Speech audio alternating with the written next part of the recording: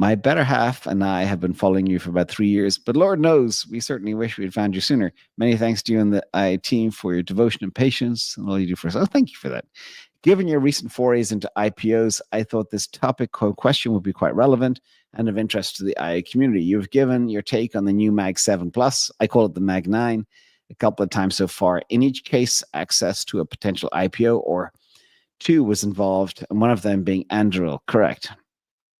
Could you please identify the current Anduril investment avenues you are aware of, and that would be available to non-institutional, qualified investors, non-qualified investors, etc.? And what do you think the odds are that Palantir and Anduril become one? Interesting. I don't think that's going to happen, by the way. They don't need Palantir. That's the other thing. In the past, for AI, you'd have to acquire different companies for advantages, but no, I don't see that happening. And Anduril make autonomous systems, weapon systems, counter-drone technology, etc., for U.S. and allied forces. And the world has changed. The days of having aircraft carriers and stuff are gone. Tanks gone. This is all going to be drone and AI-based, just like everything in the world. Everything is impacted. Now, there's a couple of ways to buy Andurils. You got things called secondary markets. I've used Hive myself, Forge Global, EquityZen, NASDAQ Private Market, CartaX, Up Market. These are places where you can buy shares. But remember, the liquidity is often bad and the rates are high. You need to find somebody who needs some liquidity. If you have an employee, say at Anduril, wants to buy a house or something, yeah, they'll put some shares online. And the process also takes a bit of time. Don't expect like buying a stock online. It's going to be instantaneous. And also you'll be paying a lot of premium. I mentioned liquidity is bad and pricing depends on supply and demand. Okay. And Anduril evaluation is in the billions right now. I think it's 28 billion or more. So it's not even cheap anymore.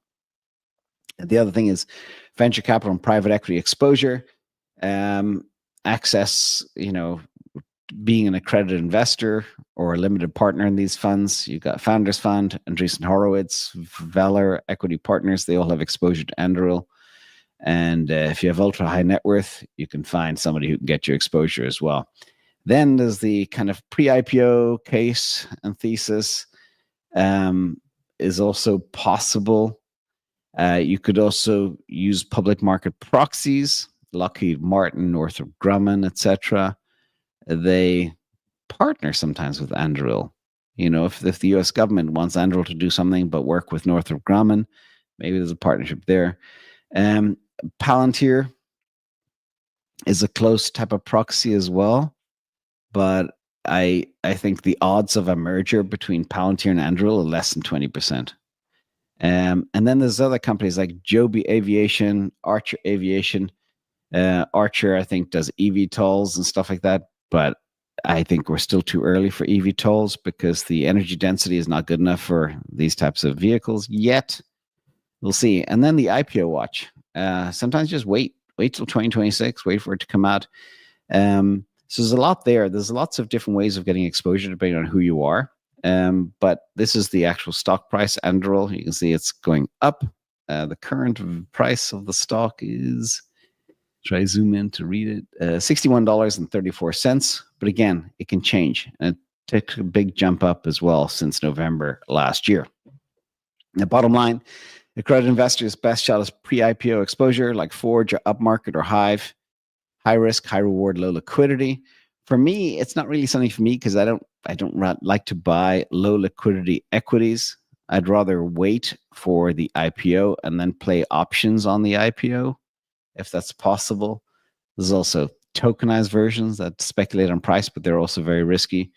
And if you're non-accredited retail, wait for the IPO or gain a proxy with ETFs that may have it as well.